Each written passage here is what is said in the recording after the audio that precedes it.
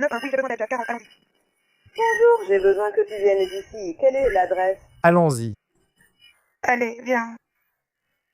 J'ai besoin que tu m'aides avec ça. Passe-moi. Nous sommes entrés dans la maison. Je crois que mon beau-frère est mort. D'accord, quelle est l'adresse? Danny a dit 4077 Union Hill Road. 4077. 77. D'accord, 407 Union Hill, c'est bien ça? Oui. 47, vous avez besoin d'aide?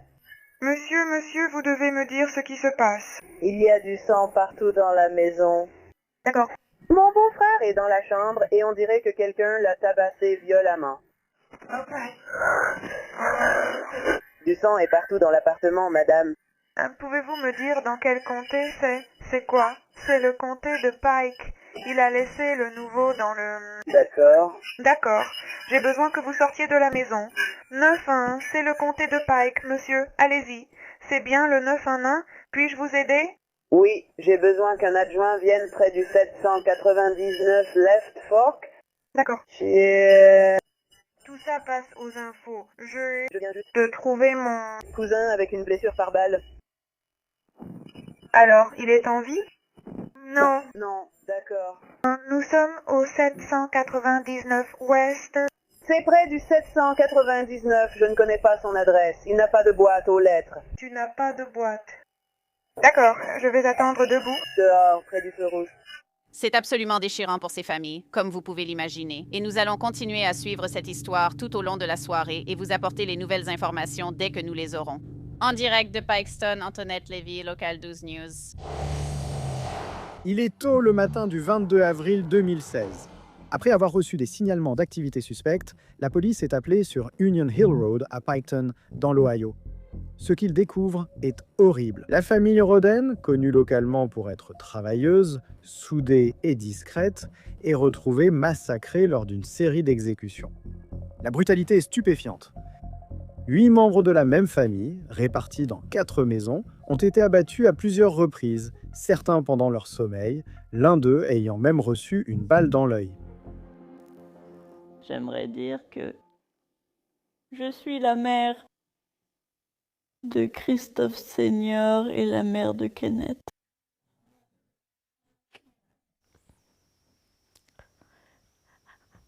Et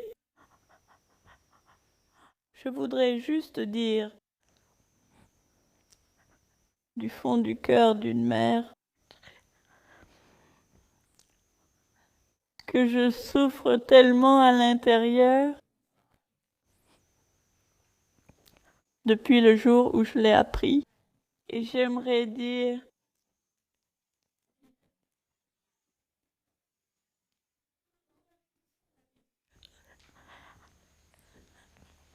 s'il y a quelqu'un là-dehors qui sait quelque chose sur ce qui s'est passé, pourrait-il, s'il vous plaît, se manifester? Que s'est-il passé? Les victimes comprennent Christopher Roden Sr., son ex-femme Dana Roden et leurs enfants, Frankie, Anna May et Chris Jr. Ont également été tués la fiancée de Frankie Roden, Anna Hazel Gilly, ainsi que Kenneth Roden, le frère de Christopher Sr., et leur cousin, Gary Roden. Christopher Roden Sr., âgé de 40 ans, était le pilier de la famille. Connu sous le nom de Grand Chris, il était travailleur et résilient. C'était un père aimant qui souhaitait une meilleure vie pour ses enfants. Dana Roden, âgée de 37 ans, était la mère de 3 des victimes, Frankie, Anna May et Chris Jr. Dana était connue pour sa nature attentionnée et son amour de la famille.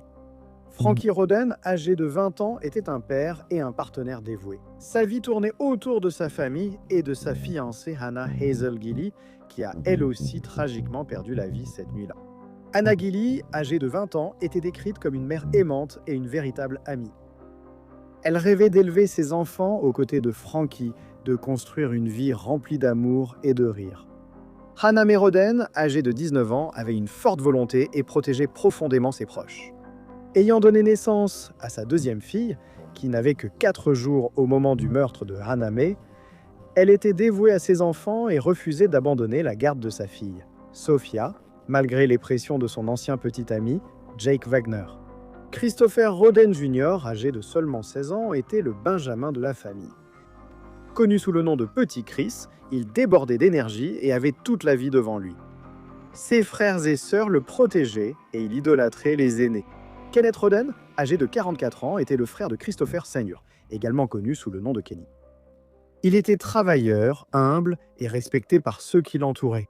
Gary Roden, âgé de 38 ans, était un cousin et un membre proche de la famille élargie, connu pour sa nature décontractée et son sens de l'humour. Personne ne peut imaginer ce que cette famille a traversé.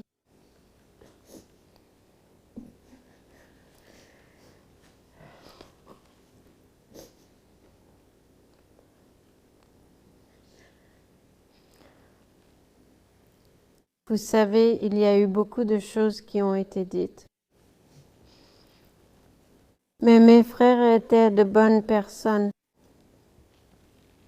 Ils vous auraient donné leur chemise s'ils avaient pu. Ils auraient tout fait pour vous aider. Dana était une personne merveilleuse. Elle essayait toujours d'aider ma mère à faire des choses. Oui, je l'aimais aussi. Elle. C'était une bonne belle fille. Il ne méritait pas ça.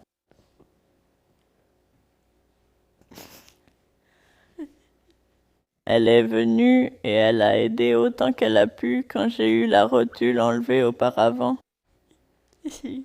Elle est simplement venue et a fait des choses merveilleuses pour aider. Alors que la communauté locale est en deuil, la police est immédiatement confrontée à une tâche redoutable. Pourquoi les Roden ont-ils été ciblés et qui aurait pu commettre un massacre commis de sang-froid? Les enquêteurs examinent minutieusement les scènes de crime. Il est évident que ce n'était pas un acte de violence aléatoire et que les auteurs connaissaient la famille. On a appris que la famille Roden cultivait de la marijuana sur sa propriété, et les premiers rapports ont suggéré son implication dans une organisation criminelle plus large. Les meurtres seraient-ils l'œuvre d'un cartel de la drogue voulant envoyer un message violent? Pendant plus d'1 an, la communauté du comté de Pike est restée sur le qui-vive. En approfondissant leurs recherches, les enquêteurs ont découvert bien plus sous la surface. Quelque chose de plus personnel, de plus maléfique et de plus tordu. Un conflit amer pour la garde d'un enfant entre un père et une mère. Jake Wagner, l'ancien petit ami de Hannah Roden et père de sa fille de 2 ans et demi, Sophia, était au centre d'une bataille acharnée pour la garde avec Hannah avant sa mort. Les enquêteurs estiment que cette bataille serait la vraie cause des meurtres. Alors que l'attention se resserre autour des Wagner, la famille prend soudainement une décision inattendue. Une décision qui va susciter encore plus de soupçons. En juin 2017, ils ont emballé toutes leurs affaires et ont déménagé à près de 4000 miles de là, dans la nature sauvage et isolée de l'Alaska. Ils ont affirmé qu'ils voulaient repartir à zéro, loin des rumeurs et des regards indiscrets du comté de Pike. Mais pour les enquêteurs, ce déménagement est bien plus qu'une simple quête d'un nouveau départ. C'est une tentative calculée d'échapper au cercle de suspicion qui se resserre de plus en plus autour d'eux. Malgré le déménagement, les autorités de l'Ohio, avec l'aide des agents fédéraux, gardent les Wagner sous étroite surveillance. L'Alaska peut offrir une distance physique, mais cela ne peut pas effacer les traces numériques, les relevés téléphoniques ou les soupçons qui persistent. Les enquêteurs continuent de constituer leur dossier discrètement, méthodiquement, attendant le bon moment pour agir, construisant un dossier si solide que les Wagner n'auraient aucune chance d'échapper à la justice. Puis, le 13 novembre 2018, juste avant l'aube, des équipes d'agents fédéraux et des forces de l'ordre locales convergent vers plusieurs endroits. D'abord, George Wagner le quatrième et son frère Jake Wagner circulant sur une autoroute de l'Ohio dans le comté de Ross. Lors d'un contrôle routier coordonné, la police les encercle, ne leur laissant aucune possibilité de s'échapper. Alors que le camion ralentit jusqu'à s'arrêter, les agents interviennent. Levez les mains bien haut! Ils les extraient du véhicule et les menottent au bord de la route. Continuez à marcher! Mettez-vous à genoux, monsieur! Mettez-vous à genoux, monsieur! Mettez-vous à genoux! Les mains derrière le dos! Les mains derrière le dos! Lève-toi! Parle! Allez! Allez mec, lève-toi. Mets-le derrière le camion. Avez-vous sur vous quelque chose qui pourrait empêcher votre évasion ou une arme à feu? J'ai un Leatherman à droite de moi. Et une ferme ou quelque chose comme ça? Non? Il y a quelqu'un d'autre dans la voiture?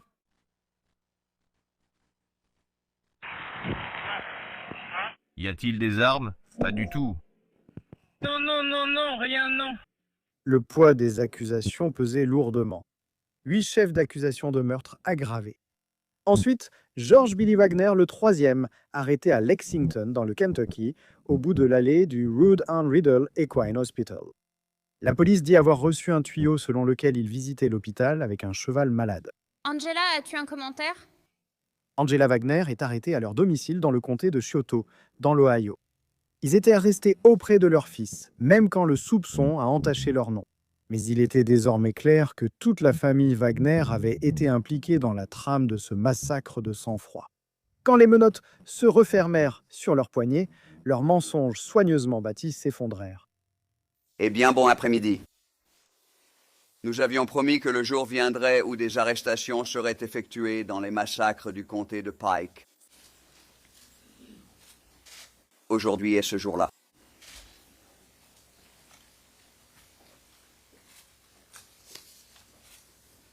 Hier, un grand jury du comté de Pike a inculpé 4 personnes pour meurtre aggravé, avec circonstances aggravantes passibles de la peine de mort. George Billy Wagner, le troisième. Sa femme Angela Wagner et leur fils, George Wagner, le quatrième, et Edward Jake Wagner. Après une enquête conjointe approfondie et exhaustive par le bureau du procureur général, le bureau d'enquête criminelle, ainsi que notre section spéciale des poursuites et le bureau du shérif Charles Reeder du comté de Pike. Ces 4 individus sont désormais en détention pour avoir prétendument commis ce meurtre sans cœur, impitoyable et de sang-froid.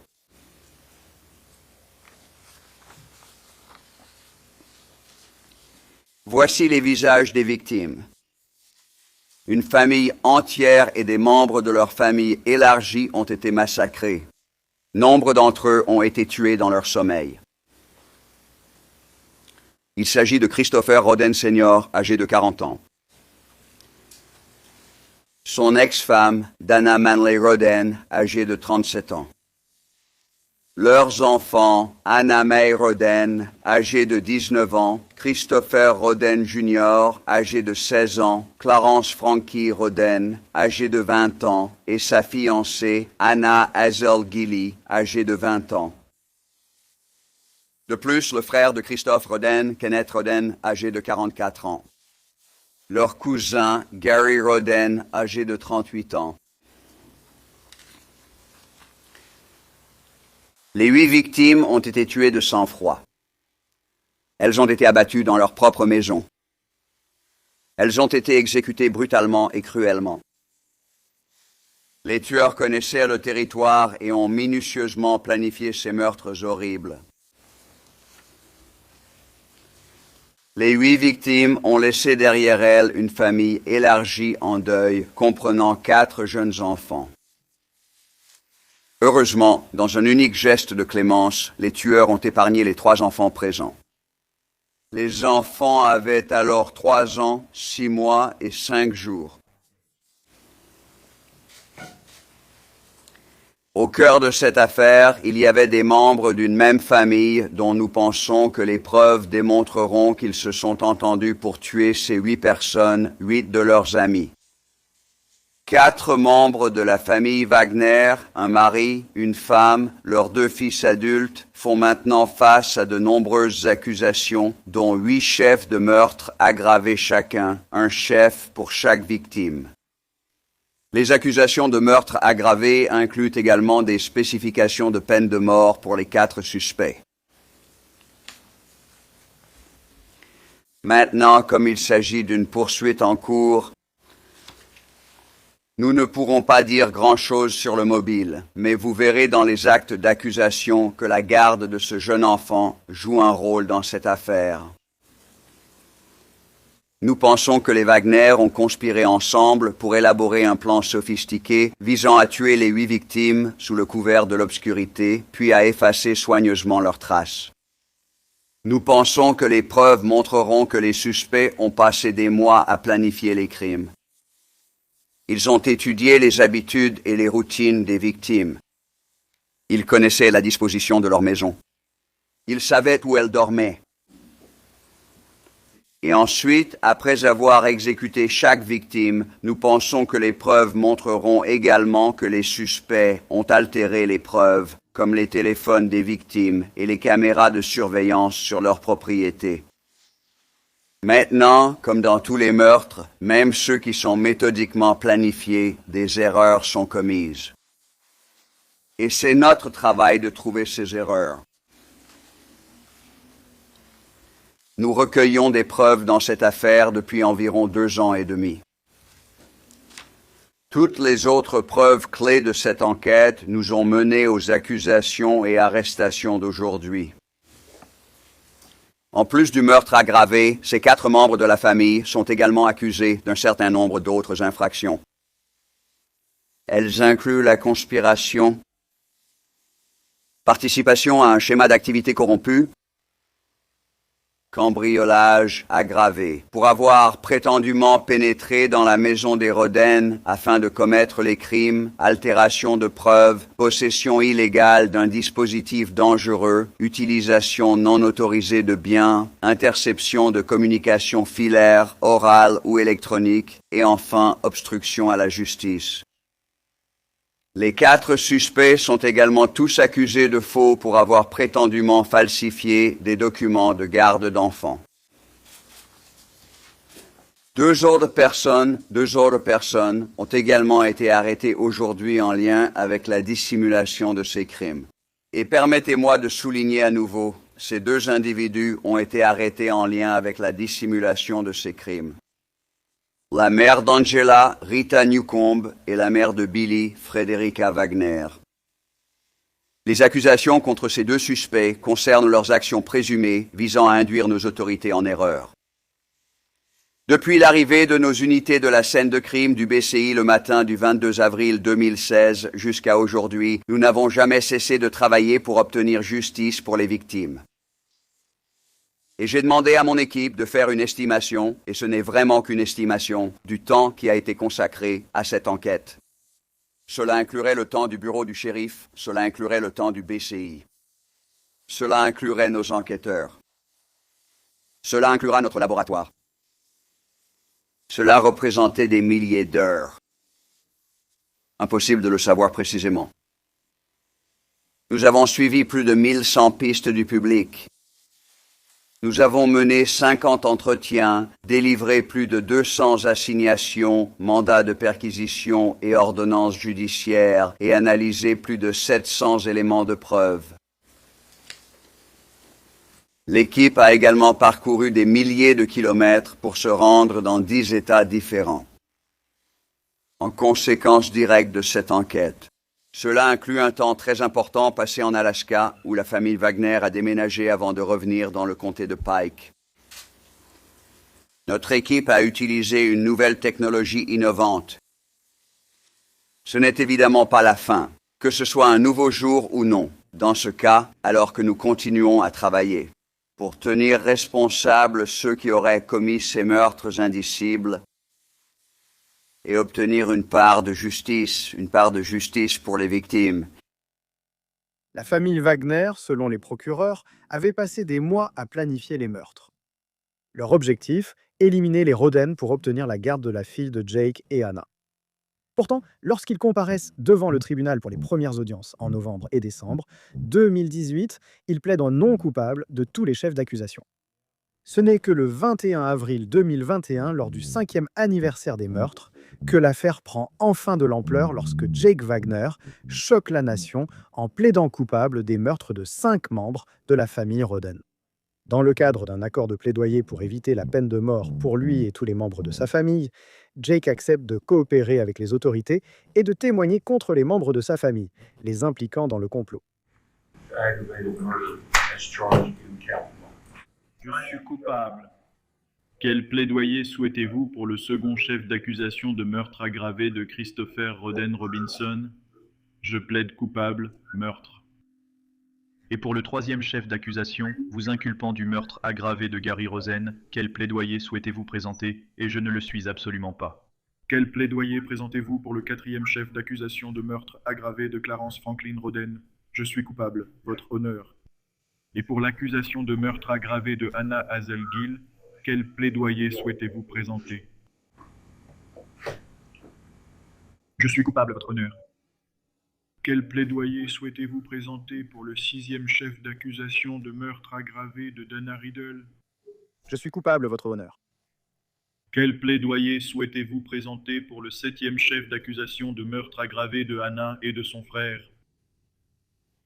Je suis coupable, votre honneur. Quel plaidoyer souhaitez-vous présenter pour le huitième chef d'accusation de meurtre aggravé de Christopher Wood Jr.? I am guilty, Your Honor. Lors de son témoignage, Jake donne des détails glaçants sur la nuit des meurtres.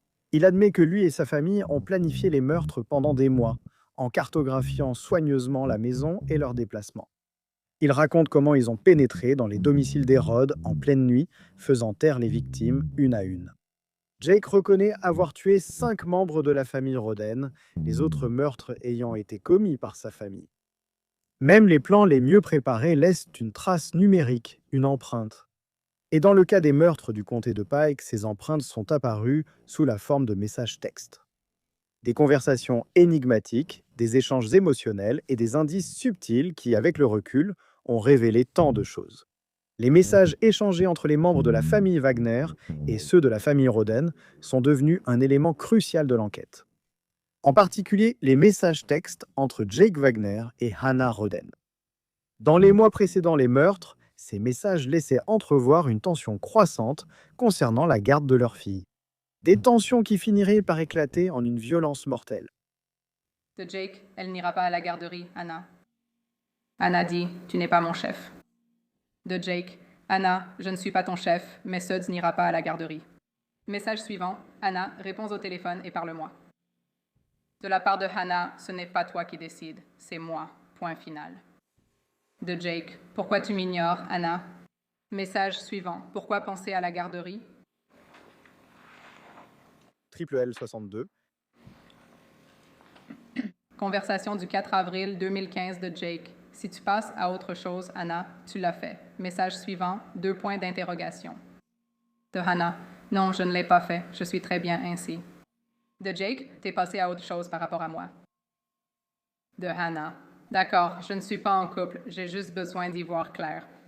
De Jake, qu'est-ce que ça veut dire? De Hannah, je dois comprendre ce que je veux. De Jake, tu sais, si tu décides que tu me veux, je te préviens, je ne quitterai jamais ma ferme. L 63. Conversation du 17 avril 2015 de Jake. Pourquoi pas, Hannah? De Hannah, je sais pas. De Hannah, je ne signerai aucun papier. Point final. De Jake, quel papier? La seule chose qu'on signe, c'est notre accord pour le 50-50, c'est tout. Tu le liras avant la signature. J'apporterai mon ordinateur demain pour que tu le consultes.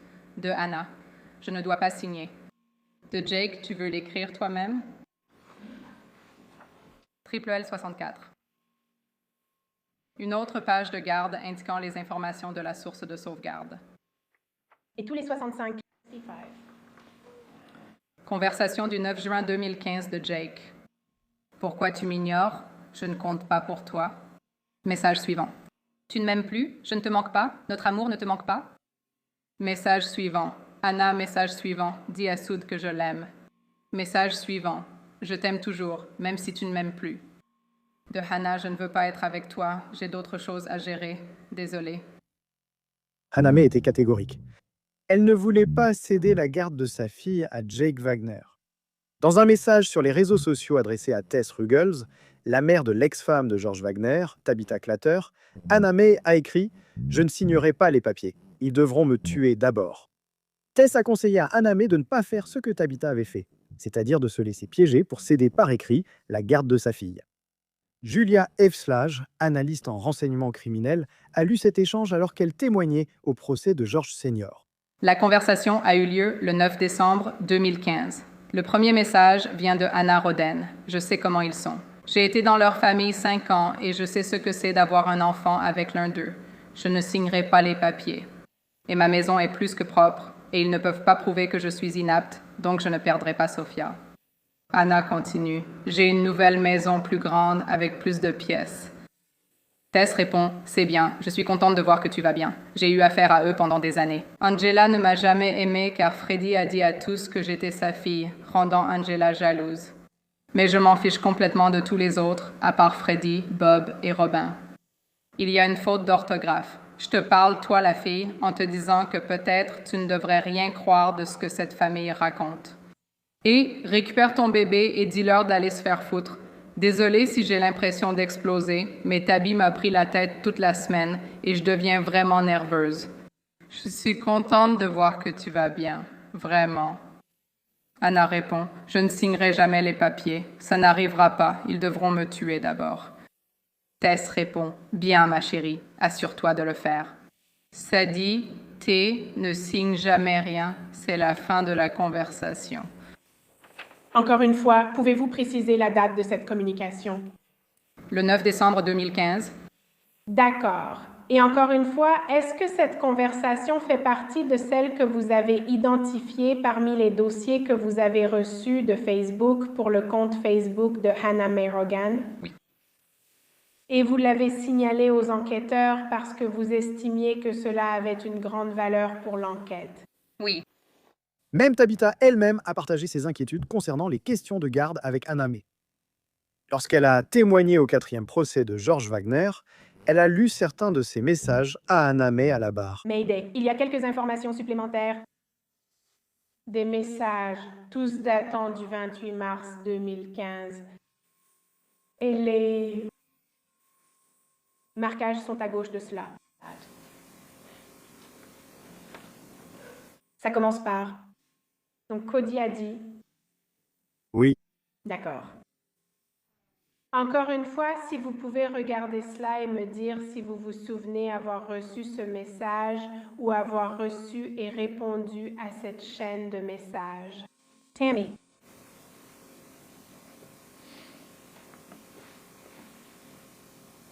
Et pouvez-vous nous dire ce que ça dit? J'ai dit que Cody a dit, toi et Jake allez traverser une histoire de garde.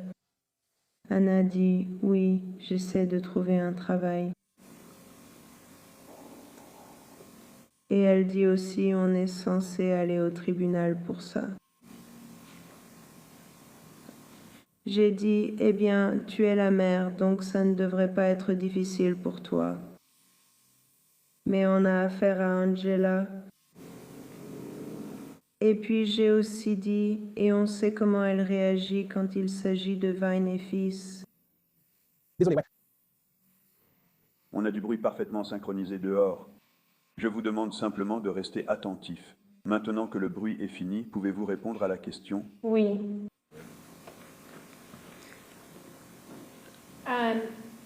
Elle en avait, peut-être qu'elle a besoin de le reprendre.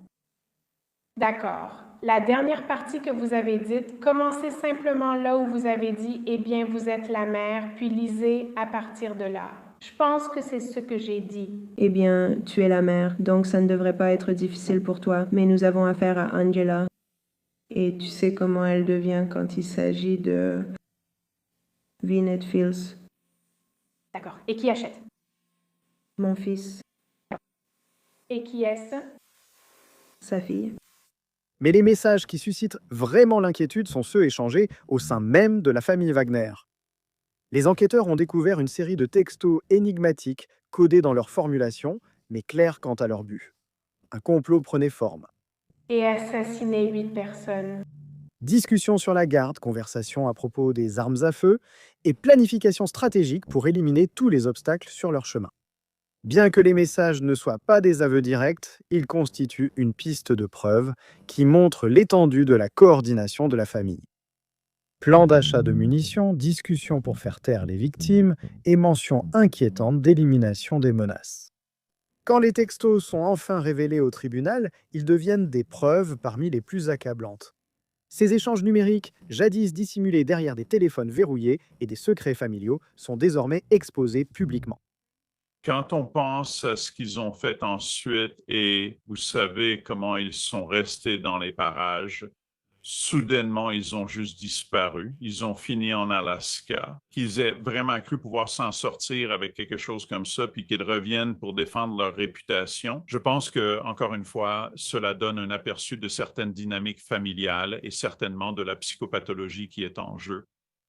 Ils l'ont dit à plusieurs reprises, et je sais qu'Angela Wagner m'a spécifiquement dit que sa famille était calomniée. J'ai les messages Facebook.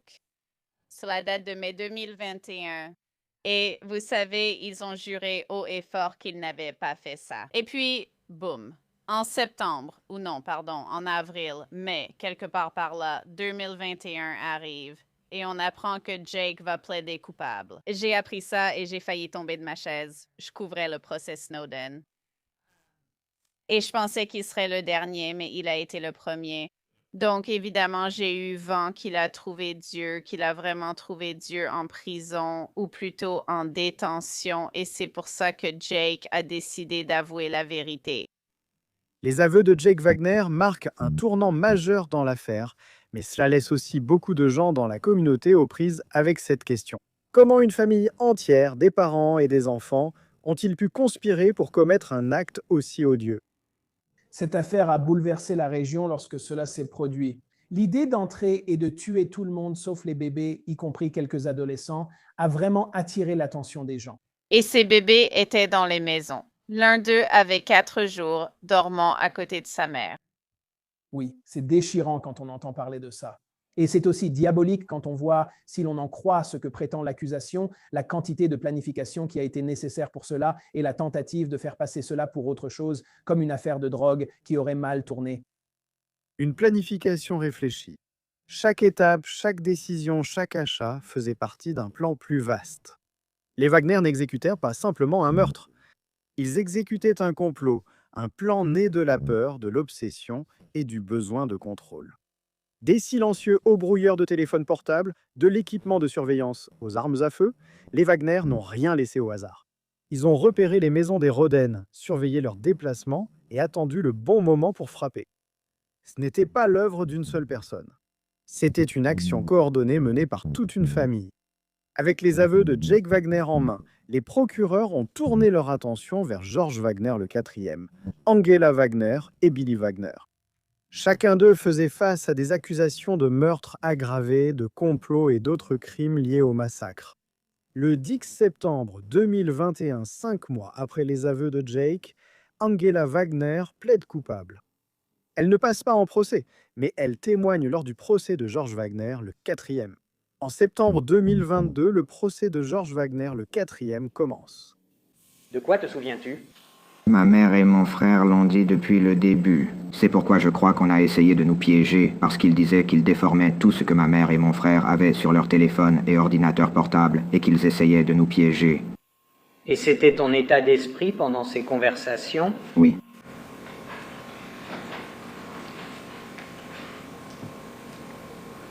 Après avoir écouté ces enregistrements au tribunal,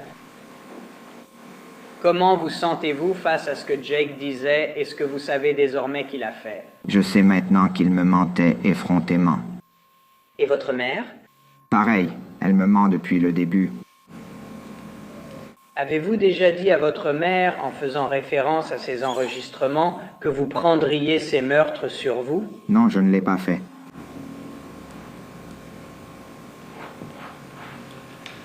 Pendant que nous écoutions ces enregistrements, il y a en fait eu un message texte qui a été montré au jury entre vous et Joseph. Vous vous souvenez de cela ? Oui. Très bien. Quelque chose à propos du fait que ta famille est vraiment soudée ? Oui. Peux-tu l'expliquer, ce message texte ? Nous avons toujours été très proches, et à ce moment-là, elle voulait venir s'installer ici. Je voulais qu'elle comprenne que ma famille et moi sommes soudés, et elle a dit que sa famille l'était aussi. Ce message avait-il un rapport avec ces meurtres? Aucun.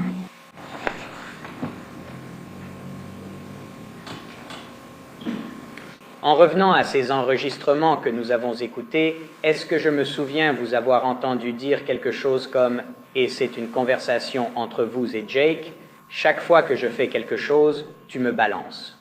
Oui. Pouvez-vous l'expliquer? Cela remonte à notre enfance. Que voulez-vous dire? Peu importe ce que je faisais, mon frère le disait toujours à ma mère. Il y avait un autre enregistrement que nous avons écouté ces derniers jours où tu as dit « tout le monde est contre nous ». Oui. Qu'est-ce que tu veux dire par là? Tout ce qui se disait sur Topics et Facebook, c'était comme si tout le monde était contre ma famille.